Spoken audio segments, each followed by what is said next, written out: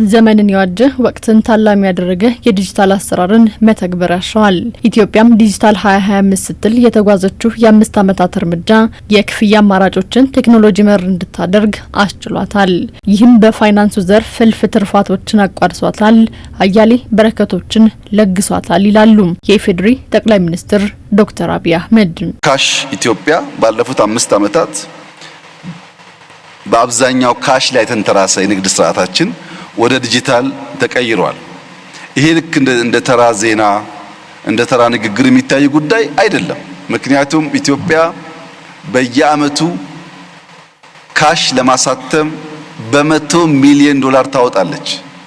ምክንያቱም የኛ ካሽ ከታተመ በኋላ የአያያዝ ስርዓታችን ችግር ስላለበት እንደምታውቁት አሁን ዲጂታል የግብይት ስርዓቱ የካሹን ኦቨርቴክ በማድረጉ ብቻ በርካታ ሀብት ቀንሷል ሀገራችን ማለት ነው። ዛሬ ምስጋና ለቴክኖሎጂ ግባውና አገልግሎትን ከበራፍ ያደረሱ ፍላጎትን ከመዳፍ ያኖሩ የቴክኖሎጂ አማራጮች እየተወለዱ ይገኛል። በዲጂታል ኢትዮጵያ ስትራቴጂም ኢትዮጵያዊውን ከእንግልት አራርቆ ከልፋት ነጥሎም በዲጂታል የክፍያ አማራጮች አገልግሎቶችን በደጃፉ እንዲያገኝ አስችሎታል።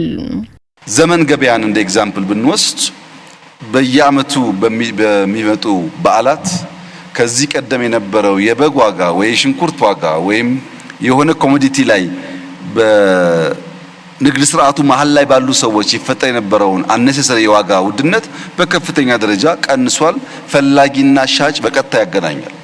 ዘመን ገበያን ብናስፋፋ በየቦታው ስቶሬጅ ቢኖረን 1 ሊትር ውሃ ከሚያወጣው ዋጋ በላይ እንዳይሸጥ ለመከላከል ያስችላል። ኢትዮጵያዊው የወዘናውን ዋጋ የልፋቱን ውጤት ገንዘብ ከኪሱ ይልቅ በዲጂታል አማራጭ ከመቀነቱ ይበልጥ በቴክኖሎጂ መንደር ያኖር ዘንድ የሳይበር ደህንነት መረጋገጥ ልዩ ትኩረት ሊሰጠው እንደሚገባም ጠቅላይ ሚኒስትር ዶክተር አብይ አህመድ ያነሳሉ።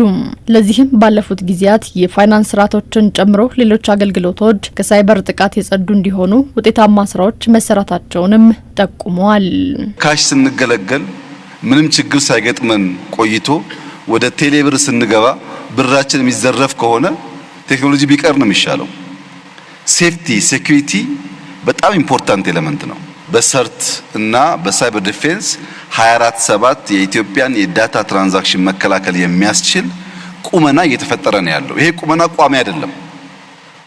ኢንሳን ከጀመርን አመታት ተቆጥሯል።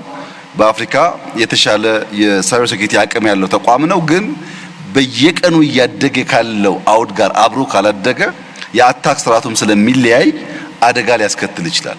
የተለያዩ ሴክተር እየመሩ ያሉ ወጣቶች ኢትዮጵያ ስትራቴጂ በመንደፍ ብቻ ሳይሆን በዚያ ዘርፍ ሊመሩ የሚችሉ አመራሮች በመፍጠርም ከፍተኛ ተስፋ እንዳለ የሚያመላክት ነው። ካለፉት 5 ዓመታት የዲጂታል እርምጃም ጥሬውን ከብስል ትሩፋትን ከንከን ለይታም ዲጂታል 2030ን አንድ በላይ ጀመረችው ኢትዮጵያም በቀጣይ 5 ዓመታት አካታችነትን መርህ ተአማኒነትን ትልም አድርጋ እንደምትሰራም ተመላክቷል።